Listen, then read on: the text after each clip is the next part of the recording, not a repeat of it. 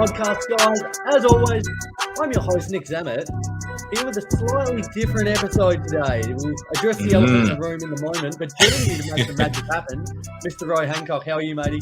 Yeah, good, mate. Glad we could still make it happen. Deary me, I thought we were going back at it once again. Yes, without Lee this week, which is the elephant in the room. But we're still going to get it done. Obviously, we love Lee on the pod, but we had to make it happen, and we've done it. So looking forward to it.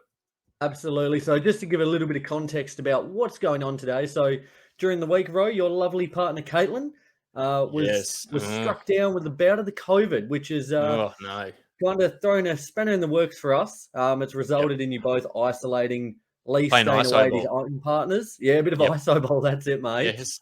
Breaking ankles like Harden out there at the minute. But it's kind of meant today that you and we're doing the podcast in separate studios, should I say. I tell you what, I'm in the OG studio. Mate, it really makes you appreciate, like, you don't appreciate what you've got till it's gone. Like, I've got the old camera, the old mic here, and it's just an absolute blessing now. Next week when we go in, got the studio back, all the right equipment. Yes. Yep. Makes a difference. You'll be welcome back with open arms, safe to say, Nick. But we'll be right. We'll be fine. The show goes on, as we said. So, guys, we do have a big episode in store. What we're going to do today, we're going to rip through some quick odds and ends, speak about the week that was from the NBA and the NBL. Then we're going to go into a little bit now. Probably two of the biggest franchises in the league, undoubtedly, the Knicks and the Lakers, have both kind of had pretty dismal seasons, you could say, couldn't you, Ro? Yeah, well, you definitely could. And from your perspective, Nick, I'm really interested to hear what you've got to say about the old Lakers because, goodness me, what a fall from grace it's been this year. But, we'll get into that soon. Yeah, indeed. So we're going to today just discuss a little bit about the reasons which has kind of caused those two franchises to crumble. So looking forward to doing that. Before we get into it, though, guys, same stuff as always, different studios, but the same kind of principles apply in the housekeeping regard. A big thank you for all the continued support. Keep it coming. Facebook, Instagram, YouTube, Twitter, TikTok. Hit us up, engage with us, get around the content. It's all happening. As we said, especially with the playoffs now only a week or two away, or a couple of weeks away, should I say. Content will be ramping up. So be sure to stay up to date with all of them. And shout out as well to the Spotlight Sports Network and Liam McGrath at the cover. We are absolutely stoked to be a part of both those entities there, doing wonderful things for sporting podcasters and creators. Absolutely. So looking forward to continuing those relationships there. Perfect. Bang. Let's do it, Roy. Odds and ends. During the week, or start of the week, LeBron James became the second all-time leading scorer, past Karl Malone, and now only sits at, give or take, 1,300 to 1,400 points behind Kareem. Incredible. When's it going to happen? When will it happen? I'm hearing if he's going at his current rate, it might be sort of early next year, maybe. Yep. Next season, rather. So we're witnessing history, and it's incredible to see. It's sort of one of those things. When he passed Karl Malone, it was a where were you when moment. And when he passes Kareem, you're probably going to have to take the day off work to see it. It almost kind of felt a little bit the other day with that kind of jumping up to the second. It almost kind of felt a little bit subdued, which, like they made a deal of it. But I think once he passes Kareem, which, it's no doubt going to happen now, I think that's going to be a pretty big moment in sporting history. Absolutely. It's a mark that's kind of stood the test of time for, decades now. And, he's going to tear through it, LeBron. At the rate he's going and his aspirations to play with Bronny, we are looking at 40,000. That's unbelievable, particularly given a few years ago we were sort of thinking, we're doing the maths. I remember we did it on the pod. We said, if he averages this amount for this amount of time, he'll make it. And as it turns out, he's going to blow past that. And he could, I think, is he leading scorer this year? Leading the league is just under, well, to be honest, here you go. This is probably the closest scoring, I guess, title race we've had in years. Giannis and Embiid are absolutely neck and neck. It really is, one good or bad game can almost decide it from here with only, a handful of games remaining. Just quickly on that point, who's your pick? LeBron, Giannis, or Embiid to clinch it? Oh, that's a toughie. I reckon LeBron's got more to play for, and he needs to do more. Yeah. Particularly with AD. Does he have a timeline for return? AD? I don't know if No, he I haven't does. heard the latest reports as of yet, so not expecting So him anytime soon. my money is on LeBron James because he's just got more to do, and I think Yeah. there's more on the line for the Lakers. So he needs to show up every single night. The other two can sort of take an off night now and then. What about yourself? Absolutely. It's a biased opinion, and seeing as we're probably going to hate on the Lakers a little bit in our next segment, Yes, I better give them some just balance the desserts. scales, Nick. Yeah, absolutely, that's it. So I Yes. think LeBron as well, and just partly for the Yep. reason you mentioned, he's got a lot more to do to carry that franchise. So, nevertheless, going to be an exciting little battle there. As well during Indeed. the week, news came out that Bradley Beal, if he opts into free agency in the offseason, the Miami Heat are firming up as the most likely destination. Now, we did put this one on our socials during the week, Jeez. gained quite a lot of traction just in the sense that a lot of people were all for it. A lot of How people do you feel interested. about it? Yeah, look, I'm one of those people who are really intrigued to see what happens. Yeah. Obviously, they're going to have to give up a part of their core that they've got at the moment. You would think that maybe Tyler Hero, maybe Duncan Not if Robinson. he opts into free agency. Yeah, Not well, not as a yeah, trade package. He could be walking for so free just now. yeah, that would be an absolute steal if that were the case. Yeah. So how do you think it will interfere with what they've got going on at the moment? So there's a lot of talk at the moment of Yep. if he comes in, is it ruining sort of a good thing that they've already got going? What's your thoughts Yeah. on that? Now, this was the point that was brought up, and the only thing at the minute that I think it's going to ruin is their books. That is going to be Yeah. Yes. their contracts are just going to be through the roof. But Yep. in regards to like I said on that post we made during the week, I think top tier talent wins out. It does. At the end of the day, Yeah. if you've got Bill, Jimmy, Lowry, Adebayo, Hero, they're going to make it work. And there might be certain sacrifices some of these players have to make. I reckon getting in that later stage, Kyle Lowry is going to be Yep. more than happy to, Take a little tap. especially if they don't win the chip this year.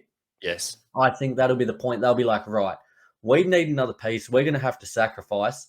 Yep. Bill's the guy to get us to the next level. So I Yep. think Lowry, Jimmy, maybe they could all just kind of, tweak their roles a little bit to accommodate a star like Bill. But tell you what, on offense, what an exciting little force that would be.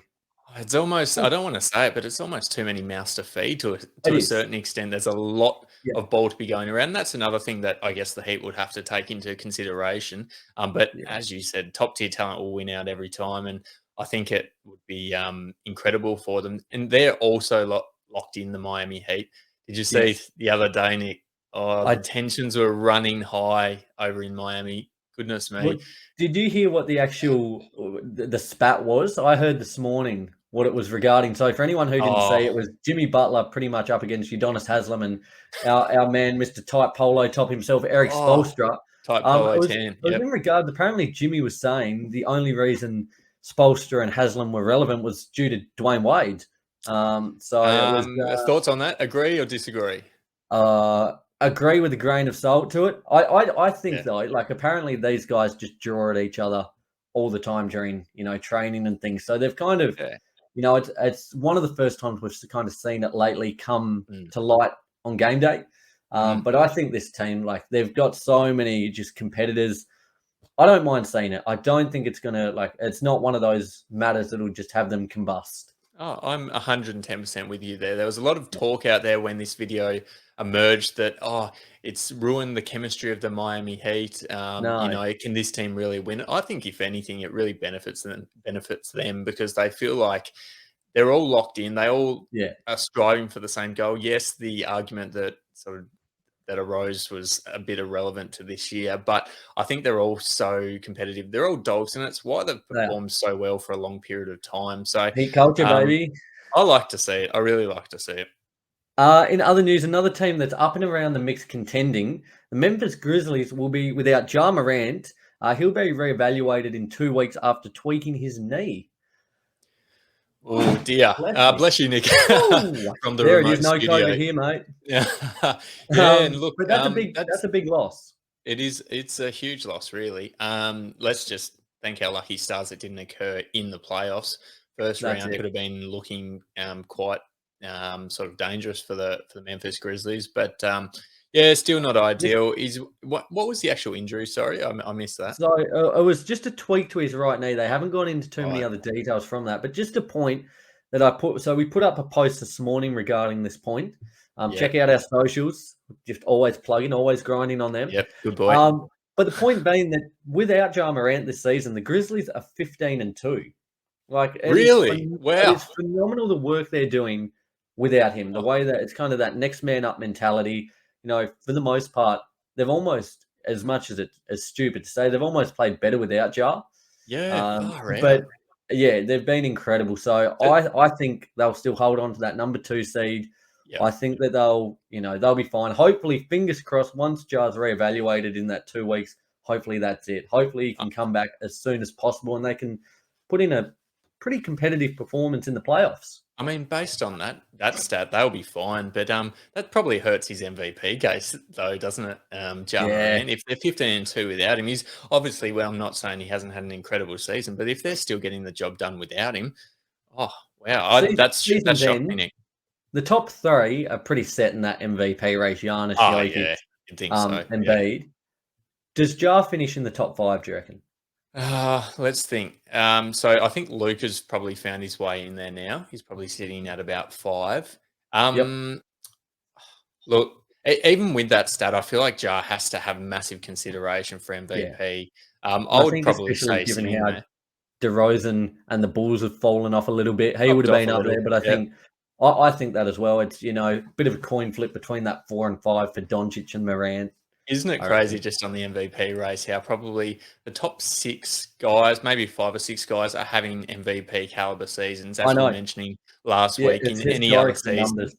Oh, it's unbelievable. So it's been such a good year for the NBA and so many good individual performances.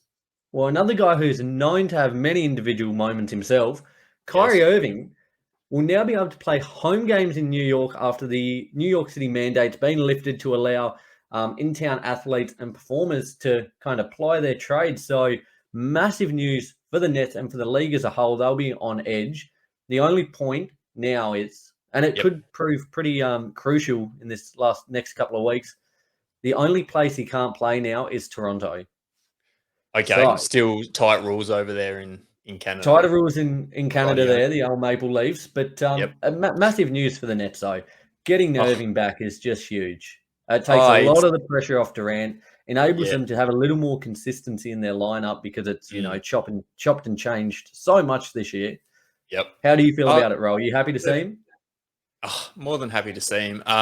They've gone from a team. I think that are they still sitting at 8th at the moment? The Brooklyn Nets. 8th at the moment, but the Hornets are right there with them. Hawks only a couple of games back as well. So they're probably going to finish as the most dangerous 8 seed if they finish there in an NBA season ever. If you're the Miami Heat, Miami first at the moment, then you do not want to play the Brooklyn Nets. That's a horrible reward for your efforts, isn't it? Terrible. That is horrendous. That's a horrible, horrible reward. I feel so sorry for them if that's the case. If they've done all the heavy lifting only to be dealt that card, that's that makes me feel so sick. Just quickly, with Kyrie playing in that game, we still don't know about Ben Simmons, so I won't include him in this hypothetical. Would you take the Brooklyn Nets over Miami or still Miami over the Brooklyn Nets in a game 7? In a 7-game series or just? Just in 7 games. Who would you be taking in that first round of the playoffs if they matched up? Oh, it's a tough one. I tell you, I'll say, I'll say Brooklyn. Brooklyn. Oh wow, I'll say Brooklyn because I don't know who can stop KD. It's a valid point. PJ Tucker's shown he can do it like he did it last season with the Bucks. But I think KD's he's almost taken his game to another level this season. I really don't like that. I really don't, Nick. Sorry. Like just the fact that you can have such an incredible season as the Miami Heat have, and then potentially coming up against the Brooklyn Nets in the first round of the playoffs, not fair. Who would you be taking? Would you be taking the Heat? All right, mate. I actually, I probably, it's a flip of the coin, really. It is a flip of the coin. As you said, I feel like in that first round, KD is going to be harder to stop than any other player on that Yeah. court. Probably Yeah. chuck Kyrie in there as that second player who's going to be near impossible to stop. Damn. I would probably be taking the Brooklyn Nets, and it's absurd to be saying given the fact that Miami Heat have had such an incredible season, but They have. Brooklyn Nets have had a really disrupted season, obviously, Yep. and then to have Kyrie Irving back come playoffs, healthy KD, hopefully, all these guys have sort of had a bit of time throughout the year to gel with each other. So I'd probably be taking Brooklyn. Yeah. Yep. It No, hurts to say, it's it's tough. weird. How sick's Yeah, that for Heat don't fans like out that. there? Yeah. Moving ahead to another team within the Eastern Conference there, the Chicago Bulls welcome back this week Pat Williams.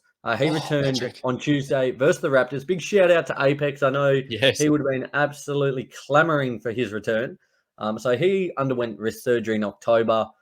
Fantastic to see him back on the court, and something the Bulls really needed. Bit of youth, bit of athleticism, a great two-way player, and who's really starting to flourish in the league. Well, we hope that he will now. Yep. But it kind of coincides with the news as well that Lonzo Ball won't be returning anytime soon due to setbacks in his rehab. Now, that's a big blow. That is a big blow. It's just a team who hasn't quite been able to get all the pieces on the court together at one time. And, it's crazy to think, how's this? It was only like a month or two ago that they were top of the conference. Now they're hanging on to a certified playoff spot. So, oh, well, it really just cancels each other out, doesn't it? Like, it's incredible to hear that Pat Williams is coming back. He's sort of you sort of forget about him being out so far this year. Probably not if you're a Bulls fan, but most people have just seen what they've been doing for the majority of the year and haven't given him a thought. But now he's back. That's incredible news. But then Lonzo, he's so important to this team, and crucial. their sort of aspirations come playoffs. So it really hurts. He rides on both ends of the floor now. Like, we've known he's always been that real dog on D. His defensive prowess is, phenomenal for still such a young guy. But on the offensive end now, his ability and the way he's been hitting threes this season, his consistency has really added such another dimension to this team. And it's, it certainly does hurt their chances. I think if I was any other team looking at seeding, probably the Bulls and the Cavs are the two that you wouldn't mind facing at the moment. Out of all the other teams, because it is a stacked Eastern Conference, but you'd be probably happiest if you got either of those two at the moment. Here's one for you, sort of back to the Miami-Brooklyn thing. If you were Miami, would you be looking at dropping a few of these last few games? Because now this is the big thing, isn't it?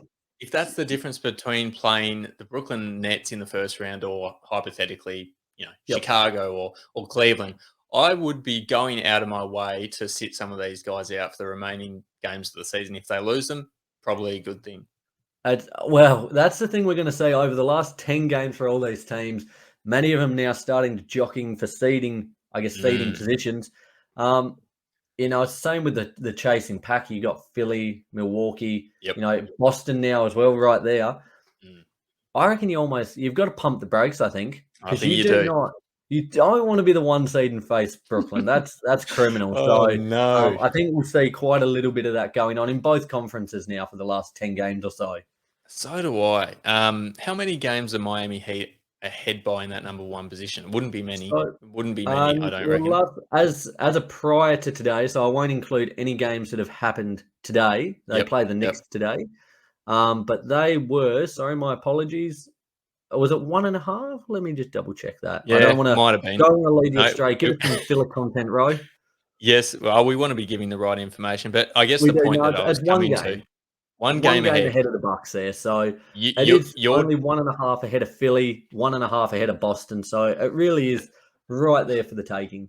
We talk about Miami though, but like I'm sure the teams like Milwaukee and Philly and Boston below them would be thinking of doing the exact same thing, because one of those teams below Miami, Milwaukee, Philly, or Boston, they win a game or two, and Miami drop a game or two. They're coming up against the Brooklyn Nets, and that's when you got to start to worry.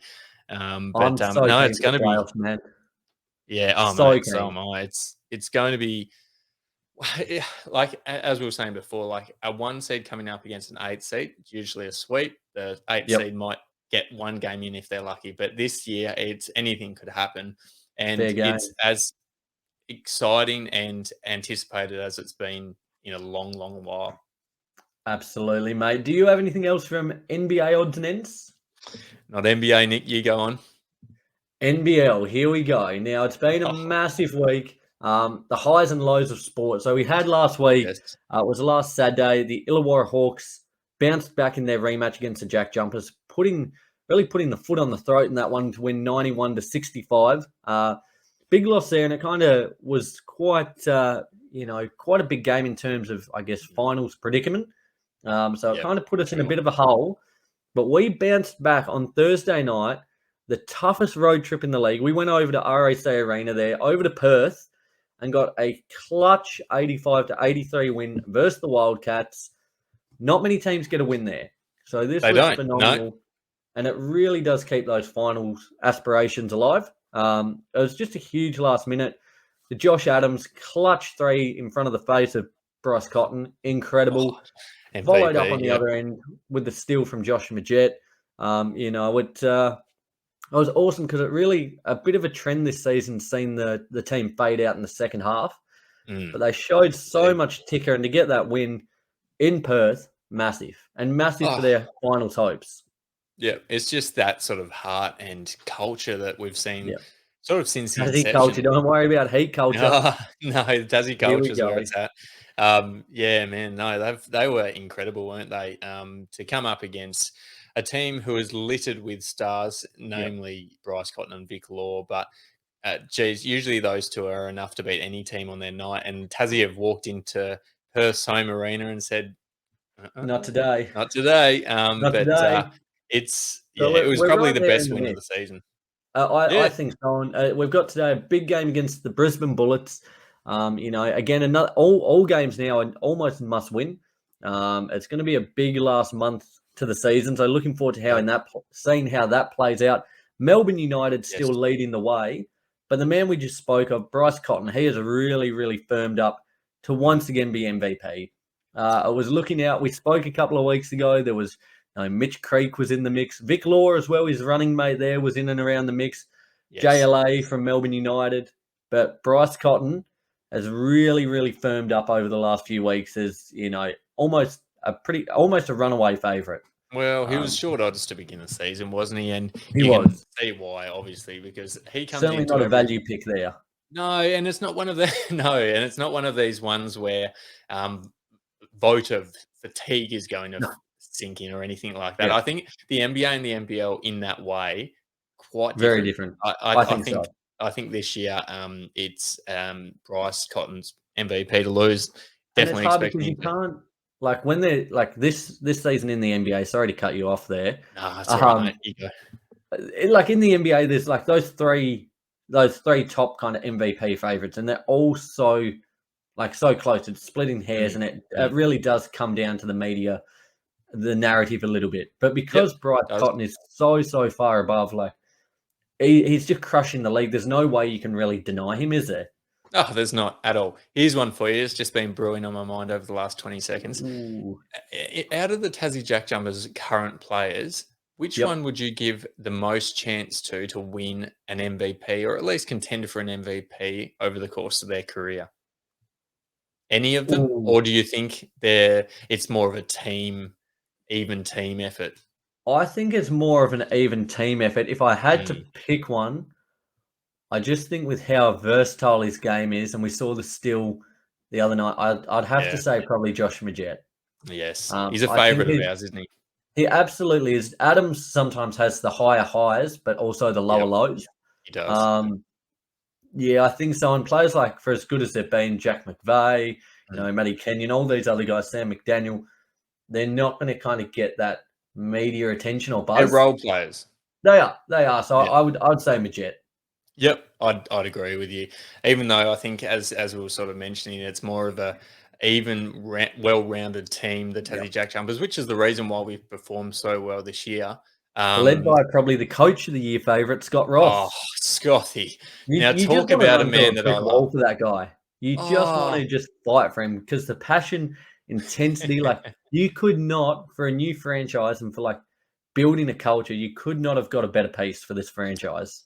He's out of the whole organisation. Scotty is my absolute favourite. I've got the biggest Yeah, man crush on that guy, just yeah, due to the fact that you can see how much he cares. I think we've spoken about it in the past, but yeah, we you don't know if these coaches are going to come in, grab the bag, coach for a few years, not really give much effort, just sort of yep. be here to because Make up numbers. make up numbers, go through the motions. But Scott Roth looks like he is so heavily invested with the Jack Jumpers, and the players. The reason we've been going so well, I think, is because the players have jumped on board with how passionate Scotty has been throughout the season. Yeah, They've showed so much heart.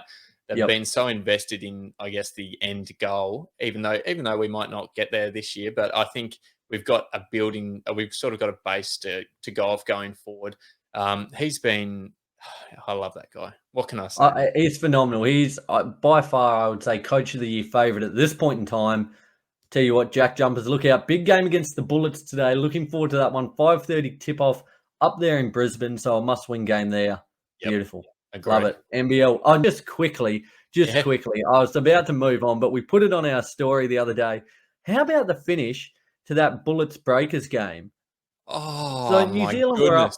up by 2 with like 6 seconds to go. Had to get the inbounds pass in, and they've just tried to toss it the length of the floor.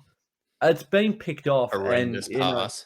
just buzzer beating 3. Bullets get up there. Didn't look like a chance in all hell. But I think the caption we put on it was this is why we love the NBL. Like, it was just crazy. Some of the finishes, the Bryce Cotton and 1-3 the other week. This one here, some electric finishes. The Jack Jumpers won against Perth the other night as well. It's awesome. I think if you're outside of Australia and you're looking for another basketball league or content to keep up with, the NBL is the one. And I know it sounds biased from an Australian perspective, but I've watched other leagues throughout the world as well. And God, some of them do not hold a candle to the NBL, particularly given the level of talent. There's NBA quality flooded through the NBL. And we're one of those automatic leagues, I think, now where any future prospects, instead of going to college or through the G League, might come through the NBL and give it a go because they'll get tested for sure. Yeah, no, I'm with you there, 100%, mate. Beautiful stuff. Hey, Roy. Yes. I think we've got some bills to pay. I think we do, Nick. I think we've got a few bills to pay. No, Nick, do you know what my favourite brand is at the moment? Can I have a guess? I've been thinking about this. I reckon you've gone Manscaped. Mate, Manscaped is incredible. I'm in love with all of their products at the moment. Like, honestly, I know new ones on the way as well. New ones on the way. I'm looking forward to receiving those. We know this is an ad read, but sincerely from the bottom of my heart, like, some of their products are incredible, particularly the ones to keep you smelling fresh in those areas that generally don't smell all too good if you don't look after them. We've been gifted the Crop Preserver, which has been an absolute godsend. Like, honest to God, I use that every single day, and I don't plan on stopping anytime soon.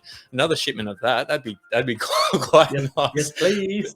Please. It doesn't stop there. Like, the fact that all their products that they've the foot spray. You got the foot spray earlier, Nick. How do you like it? I tell you what, we're both on our feet quite a bit, playing sport, doing everything else. And the feet are sometimes a part that gets neglected, like in terms of the smell department. But it's kind of a refreshing temperature on the foot initially. Okay. And then the smell just I guess gets blown upwards. Like, it starts at your feet, works its way up to your legs, through your abdomen, up to your nose. And it is really, honestly, these products, I'm so excited because we've been speaking during the week. Our friends over at Manscaped, we do have new products on the way, Ro. We've got a 2-in-1 shampoo and conditioner on the way. We've got I don't want to spoil too much. Oh, don't spoil it. We'll keep it secret I'll for keep the it under time being. wraps. But probably next week or the week after. Okay, that's something to look forward to, isn't it? But for Daily Dribble listeners, use that code down there, just down here, 20% off, Dribble20. Dribble20, that's the one that you'll need to use to get also free shipping. God, I don't want to harp on it again, but free shipping and in addition, 20% off these products. Dribble 20, that's the one you want to use. What more could you want? I cannot speak highly enough of these products. You'd be doing yourself a favor if you got, at least one or two just to keep yourself spruiked. Yep. That's it. Look good and feel good with us, the Daily Dribble team. Absolutely. Oh dear, mate. I can't stop thinking about the old Manscaped gear that I've got there. I actually look forward to doing the body grooming now. Like it always used to be a bit of a chore, but now it's a part of my routine, my weekly routine or whatever that I enjoy. Oh, me too. And just with it, we won't go too much longer, but just with that foot spray, it's the same type of situation with the old ball deodorant. Like you don't want to be that person who is like, if you're in a group setting particularly, you don't want to be that person. Oh, what the hell is that smell? Come on, who's taking their socks off? Who smells terribly? It's not going to be you, Nick. You're going to be the one with the fresh. It's a horrible feeling if you're the one who's sitting there and you're the problem. And you've just got to no, who is it? Was that you? No, not me. Change your name, leave the country. Yep. Absolutely, mate. Not a good feeling. Anyway, we'll get into the next bit. Moving ahead. Dribble. Beautiful. There we go. I tell you what, just a little shout out to you, mate. You're almost doing double duty today. Running the booth over there by yourself, got the soundboard, doing it all. It's making the magic happen. We love it. Oh, shout out to you. It's a bit of multi-purpose going on around here, Nick. But we're keeping it going. Fantastic, mate. Well, let's look ahead. As we said, we're going to kind of just delve into a couple of the reasons as to why the Knicks and Lakers, arguably the two biggest franchises in the league, what has caused the downfall this season. Now, we might start with the Knicks. I've just got a couple of points here, and we can touch on them. I'm guessing you've got some of your own, but the first one that kind of stood out to me was with struggling with the pressure and expectations. Now, we saw last season their incredible rise, really surpassing everybody's expectations, clinching home court playoff, clinching the fourth seed in the East. Incredible stuff there. They started this season as well. That massive overtime win in Madison Square Garden over the Celtics. The bing bong was created. That's gone viral. Put the Knicks on the map again. But after that, after their first week or two, everybody was right on board. They were sitting the top of the conference. And ever since then, it's been downhill. And it just feels like with the weight of, once you start winning, people look at you different. They expect it. And especially in New York, such a big market, you've got to continue to deliver. So I think they're starting to kind of, I just guess, feel that weight of expectation on them. So that was a point that stood out to me initially. Yes. Yep. No, I just think that you've nailed it on the head, but I just want to touch on something very quickly with the Knicks. So they had a 5-1 start to the season, right? And they were big wins against Boston, Philly, and Chicago. So I guess understandably, Knicks fans were thinking, okay, we're going to back it up this year. We've already got a few huge scalps under our belt and the season's only just begun. But I'm going to just read the dates where it all fell apart from them. So between January 18th and March the 5th, they went 3-17, which was the period of time which completely derailed their season. I mean, they were already sort of a bit ordinary up until that point. But 3-17 is when they went from just hanging on to a spot in the 8 to just get back down to where they normally are, which is about the 12th, 13th spot thereabouts. So I think you're spot on in saying that, the fact that they've had so much pressure and expectation, particularly after their playoff run last year, all the New York Knicks fans would have been thinking, okay, like if we've sort of finished fourth in the East, what can we do next? Like, how can we progress? We've got these guys like Julius Randle and RJ Barrett who can potentially take us to the next level. Just quickly on Julius Randle, though. Please, yes. It's crazy to say for a guy averaging 24, 10, and 5 that he's having a down season. Yeah. But in comparison to, I guess, last year, so last year he was averaging 24, 10, and 6. So the points were definitely up. He was doing a bit more on the facilitating side of things. All his major counting stats are down, even his shooting percentages as well. All of it, everything across 100%. The board. They could not afford that. They could not afford that, the New York Knicks. He needed to go to another level. Instead, he sort of regressed. Like, I think the warning signs were there for me when they recruited Evan Fournier, to be perfectly honest with you. I know Fournier and he's Kemba Walker, the two big off-season acquisitions there, and they were, yep. Yeah, no, incredible. I saw a stat the other day that Evan Fournier has surpassed the most three-pointers I know. in New York season in their history. John Starks, wasn't he surpassed, I I believe? think so. But Yeah. the first thing that came to my head was how many is he putting up then? Like Yeah, I know. if he's Yep. knocking that many down, how many is he putting up? Um, I won't. It's not all bad for them though. I've been very happy with RJ Barrett this year. I think Better as he's of gone late. Yeah. better as of late. He's gone to another level. He's having a career best season, but the thing is, it just hasn't correlated with the overall team performance, as we know, Nick. And you know what the big thing there is? He's looked a lot better when Randall hasn't been there. Yeah, And so I yes. think they're in a funny position because for as poor as this year's been, there's still expectations. They've still got pieces there, but they need to work out right.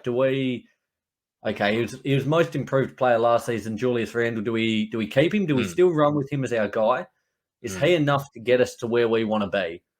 Probably not. I don't think so. I reckon you start to look to build around Barrett more. You get quickly, Mitch Robinson, all these other guys. Kemba's not the future. Kemba's not even the present. We saw how he got relegated to not even within the rotation at one point during the season there. Fournier, like it just feels as if they tried to almost ruin what was a winning formula. Like they had the pieces there, fourth seed, and they just tried to incorporate too much other, I guess, mouths to feed. Kemba is still a quality player. It's too big a role for him, too big a role for Fournier. And there was just not enough ball for these younger players. Like, loved seeing what Quickly did. They picked up Grimes, all these other young guns, and they've just kind of had their growth stunted a little bit, I feel. Yep. Yeah, I agree with you. And I almost feel like they've recruited some of these guys based off what their potential might be, as opposed to what, You know what it is? Name value. In New York, exactly. like name value and star power, whether it's right or wrong. Like New York needs someone to put on the front of Madison Square Garden, to put on, the billboards and whatever. Personally, I don't think Kemba Walker or Fournier are it. But I think that's kind of almost what they've tried to go for, their name value. And I mean, particularly for Kemba Walker, the writing has been on the wall for a few years now. Probably since he's left Charlotte, really. Like, did New York really think that they were going to be receiving a Charlotte Hornets prime Kemba Walker? I really hope not, because or else their expectations have been crushed. Derrick Rose, I love D Rose, but he's getting on, and injuries have always been a part of his career. And again this year, they've caught up with him. Evan Fournier again when he was playing, Rose. Oh, he was. Looked really good when he was playing. Yeah. Again, you almost need to put that ownership on Quickly more so. The young point guard on the rise. I think so. They've recruited guys who I don't think are overly reliable. Like they've recruited guys, as I was mentioning, who, if all goes to plan, at their highest potential, could be valuable assets for the team. But I just think they've recruited guys who can't show up on a nightly basis. For me this year, I think RJ Barrett's been the one sort of guy who what you're getting out of him. On a nightly basis. Julius has been showing up from time to time, but again, as we were mentioning, he's been down. New York Knicks fans would be absolutely devastated at the moment, given where they were last year. Yeah, I held high hopes for them this season. To be honest, I think I was higher on those acquisitions than what I should have been. I thought bringing in some more shooting, because that's where they struggled in that playoff series versus the Hawks. They just didn't have enough shooting to compete with Trae Young, Gallinari, and Co. So I thought that would have helped, but it just didn't pan out that way. So back to the drawing board there for them. They've got a lot to work through in the off-season, I reckon, and hopefully can re-establish themselves as a powerhouse once again next season. Yep. New York Knicks fans would be hoping you're right, Nick, because otherwise it looks like it might be a long road ahead to get back where they were. Well, let's transition to the purple and gold there, the Los Angeles Lakers. Nick, This please, is hard to please talk start. about because this has been such a disappointing season across the board that held so much hope. There was. We'll start first and foremost with the Russell Westbrook conundrum. Now, Oh no. it's so disheartening almost to see how this has unfolded when you look at what other trade packages were on offer.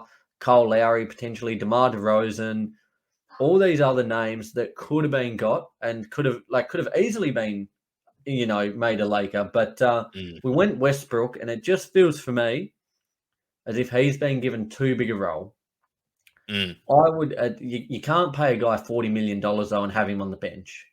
But No. I think a bench role for him, you've got LeBron who can handle the ball for the most part for the starting lineup, and you put a guy like Austin Reeves who can do a little bit of supplementary ball handling. But if you can bring a guy like Russell Westbrook off the bench, control that second unit, keep the tempo up, keep the intensity up, it would have been perfect. But they've just tried to cram too much onto the floor at once, and it's Westbrook. I tell you what, like I went last night. I had a bit of a Nick night. I went and shot some hoops myself. Had I love it. a Put in bit of a work, mate. blast, and for the most part, like I was shooting pretty poorly. I wasn't that good, but I At least feel you're an like I honest could have. man. Oh, absolutely. I feel like I could have stacked up with Westbrook the way he's been performing this season. Right. Rarely do you see a Shaq in the full episode where he's not on it. Yeah. But yeah, for me, like they just mucked up, I think, with that trade across the board. Yep. So as a Lakers fan, do you think that's ultimately what this year has come down to in terms of their poor performance and I guess fall from grace? Well, my kind of 3 points that I had was Russell Westbrook, AD, his body breaking down. It's starting to become a bit of a recurring theme with him. It's almost like, like our kind of thoughts of him are higher than what we're actually getting. And also the older bodies breaking down. Like we've really sacrificed so much for these older bodies that are breaking down. You look at Cole Kuzma this season, KCP. All over the last 5 years, Lonzo Ball, Josh Hart, D'Angelo Russell, Julius Randle, all these names that we've, I guess, traded away who are now flourishing. And really, in terms of youth, we're left with Austin Reeves and Taylor Horton Tucker. So we've sacrificed a lot, and the older bodies are just breaking down. Yep. Yeah. Look, I'm 100% with you. I think the GM Rob Pelinka has a lot to answer for, really, in terms of putting together this team the way he has. He hasn't really thought about the winning formula. He's, in my opinion, from an outsider's perspective, it almost seems as if he's recruited, again, names. He's recruited guys who maybe 10 years ago would have been stars in the NBA. And I'm sort of talking about Carmelo and Dwight coming back again as well. But he hasn't really thought about how these guys would complement each other. And I see the logic in it, though. Yeah. Okay. Coming into the season, I was higher on it because I thought, right, like all LeBron's ever needed around him is shooters. If you bring in some wily veterans who can shoot, Carmelo, Wayne Ellington, Ariza, knockdown shooters, like I saw a world in which it really could have worked well. But it's reality and vision is often distorted, isn't it? And it just hasn't gone that way. But likewise, I agree. Rob Pelinka has a lot to answer for. He does. And we don't want to put it all on one man. But at the end of the day, he's sort of been the one who's been in charge of recruiting these guys. And I guess LeBron as well has some, like he GM, as people call him, like he does have something to answer for as well, because I'm sure he would have had a big say in saying, okay, let's get these guys over. Let's get Melo over. Let's get Russ over. But in terms of the playing sense, he couldn't do any more, I don't believe. No. But in terms of that GM side of it, I agree that things haven't gone the way. Like I'm trying to recall our start of the season predictions. I think I had them right up there. You would have had your purple and gold glasses on for sure. Yeah. No, that doesn't sound like me. No, it doesn't sound like you at all. That sounds like an imposter. But I think what you were also talking about with AD, I think that is massive as well. Like, yes, it's the way they've sort of built the team, or the lack of building the team to where it Yeah. should be. But I think AD being out for as long as he has is such It a hurt. it hurts so much. So this year he's only played 37 games. Last year he played 36 games. So I guess you compare his durability to the last few years, to the Yeah. year that they won the championship. So he played 62 games in that championship season. So Mhm. pretty much, double more or less. Yeah, 3/4 That of the is, season. yeah. So, and we saw the end result. So I think we can't look past the fact that AD is when healthy, such a vital cog in this Lakers outfit. And for him to be out as long as he has been over the last few years, and then seeing where the Lakers have finished, or where they're about to finish this year, I Yeah. think it goes hand in hand. So it's sort of like it's a multi-pronged thing as to Sure. why they've struggled as much as they have. It's so annoying though, because it really should be. This should be like he's potentially about to win the scoring title, LeBron. He's Yeah. doing crazy things on a given night, 50-point games, no worries. But it's almost meant to be the transition period, the coronation of AD is to that Yep. face of the franchise to be carrying the Lakers moving forward, and he's just not on the court to do it. And it's my faith in him is starting to wane a little bit. Starting to Bruce Wayne Yeah. a little bit there, but it's Love the Batman reference. it's yeah, we're back to back weeks, mate. We love it. It is super frustrating, and I guess my last question on this point with the Lakers: what do you think if AD can come back now? Let's say for a postseason, they're in the play. That's done and dusted. Okay. Do you think they can make anything of this season, or do you reckon they're just going to throw in the towel? I look, sorry to break the news to you, Nick. I don't even think with getting AD back, if they did that sort of around the playoffs, I think Mhm. he's so underdone that he won't be at his best. Yeah, And I haven't seen enough from the rest of the Lakers, obviously apart from LeBron this year, to prove that they will come up against. Well, they'd probably have to finish. They'd probably be in the 8th spot, wouldn't they? So they'd be coming up no, against yeah, like yes, yes. So at if the they end of the somehow season, yeah. if they Yeah, like so so they're gonna I think the Phoenix, if they were coming up against the Phoenix Suns, which obviously they look like they're shoo-ins really for that first spot, yeah, yeah. the Lakers won't be competing with or without AD, unfortunately. Nick, what do you reckon? Uh well, I think looking at this, the playing, they're going to have to beat the Pelicans, and then they're going to have to beat either the Wolves or the Clippers. News came out this week that Paul George has been cleared to return to practice. So I That's think big. if he comes back, there's no hope we're getting through. I don't think. No, I no, no. I tell you what though, if we somehow do, AD comes back, looks like a monster again. Tell you what, we spoke about it quite extensively just before Brooklyn taking it up to Mm, the one-seeded Miami. yep. Still a biased opinion, but the Lakers, I think, they could cause the Suns a bit of, more headaches than they would like for an opening round series. I'm not saying they're What? going to win, Yeah. but Yep. it's probably not the team you would want to face. What I will say is, if in a perfect world everything went as it should for the Lakers, in like as AD coming back and looking quite healthy, some of these other guys who haven't stepped up throughout the year start Mm, stepping up.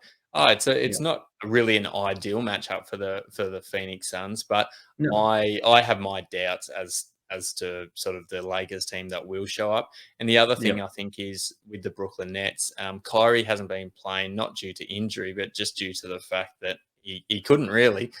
Whereas AD will be super underdone. Yeah. It takes a while to get back that game fitness, I think. It does. And he like his class, we know this, but I think a guy like him, you want to ease him in, and I don't think they've really even got the time to ease him in at this point. No. Nope, not at all. It's straight into the action, I reckon. So I Yep. don't know. I reckon both teams are pretty well throwing the towels and look ahead to next season. But it was fun Here's one. breaking that down. Here's a quick one for you, Nick, and Yeah, take mate. off your purple and gold glasses just for a sec. But for this team going forward over the next few years, which team have you got more faith in to return to, I guess, where they were last year? The Knicks. The Knicks. Okay. Yep, Yep. I'm going to say the Thoughts Knicks. on that? they've just got younger pieces there at the moment. Like they've got younger pieces. Like the Lakers have no draft picks till they've got a 2027 first round pick, and that's like all they've got moving forward. Once LeBron leaves and inevitably joins up with Bronny, like we're in a world of pain, and we're building around a guy, AD, who's, as you said, played 60 games across 2 seasons so far. We are in big strife. The only consolation being we got that chip, 2 years ago in Miami, but it's because I think it could be a little while before we're back to that point. If you didn't get that chip, goodness me, it would be like the expectations versus reality would be so far away from each other. It's not funny, but that chip I don't know, it sort of cancels things out a little bit. But at the same time, you would have expected, given the team that they've tried to assemble, that they'd be in the running, at least in the running for a championship for these next few years. But they don't even look like they're in the running for it, unfortunately, Nick. Would you say Knicks or Lakers? Who you got? It's a tough one because, again, I think it comes down to the top end talent. And I think any team with LeBron in it, it will be around the picture of playoffs, even if they don't end up making it. Whereas the New York Knicks, I'm still very skeptical of them. Oh, so you mean for next year, do you? Next year and the few years after, to be perfectly honest with you. So that's all good. Look, I like what you said about the New York Knicks having the younger players, and I think that's ultimately what it might come down to as well. Like just the fact that they've got guys, if they stick around in New York, who knows if they will, but if they do, they'll have age on their side. Whereas LeBron hitting that 4-0 isn't too far away, which is sort of coming around quickly. Yeah, very quickly, mate. Let's move ahead. Rightio. The Daily Dribble. Beautiful. We're going to do again, similar to what we did last week with the two of us. The week that was, in form of rapid questions here. Now I've got a few speed round. We'll rip through. First question being, what is the Timberwolves ceiling this season? What do you think? How far can they go? They've certainly improved, haven't they? The Timberwolves. I think, were you the guy who said that they might improve this year? I was still a bit skeptical, to be perfectly honest with you. But their ceiling this season. Look, if I was a betting man, I would probably say that they might be booted out in the first round. But that's what I expect. I guess the ceiling, if everything went perfectly, maybe make the second round. I don't think they're making it deep into the playoffs. I'm certainly a realist, and as much as they've improved, I still think there might be a few years away from truly contending in those sort of top 5 to 6 spots. So, what about yourself? I've got them second round. I really think there's the potential there that they knock off the Clippers there in a plane, unless they make it into a guaranteed playoff spot. But I'm basing this on a 7th seed.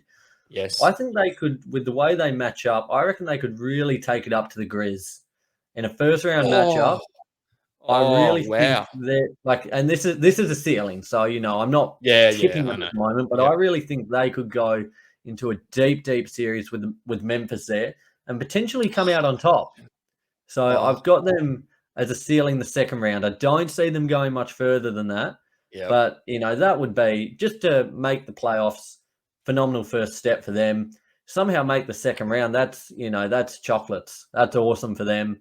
Really excited where this team's going and what that trio of Russell, Edwards, and Cat are doing at the minute. I've got them second round, possibly.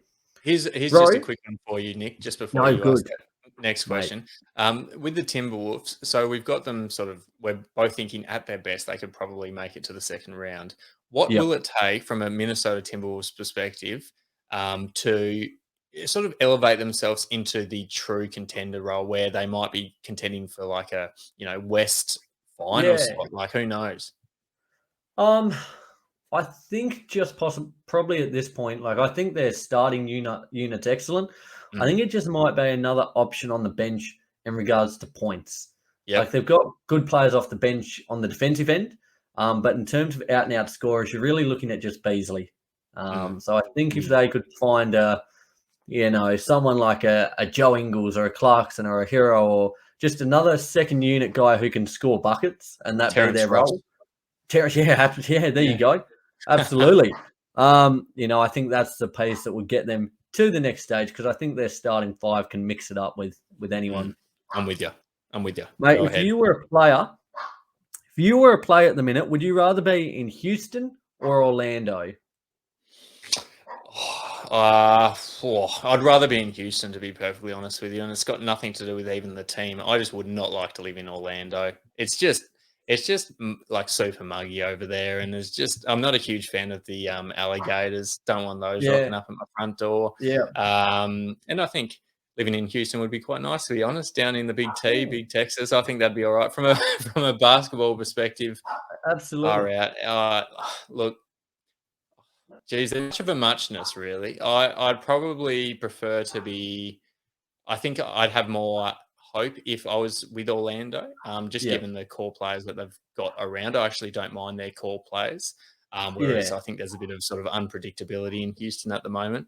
But I'd probably take the unpredictability if it meant I didn't have to live in Orlando. You, Nick? Fair. I'd say Orlando, just for the reasons you touched on.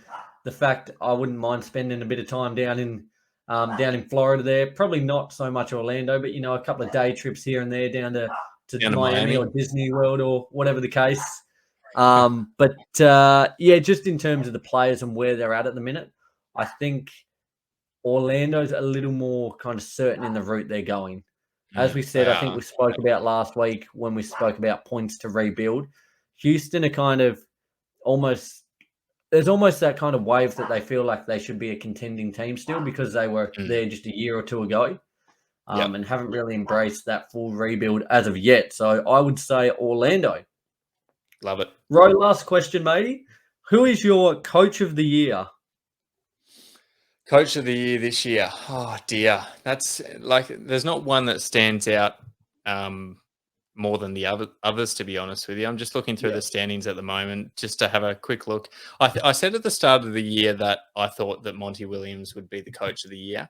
And to be perfectly honest, I can't back away from that. I can't, based off what I've seen so far this season, I'm still rolling with Monty Williams. There's a few others sort of in and around the picture.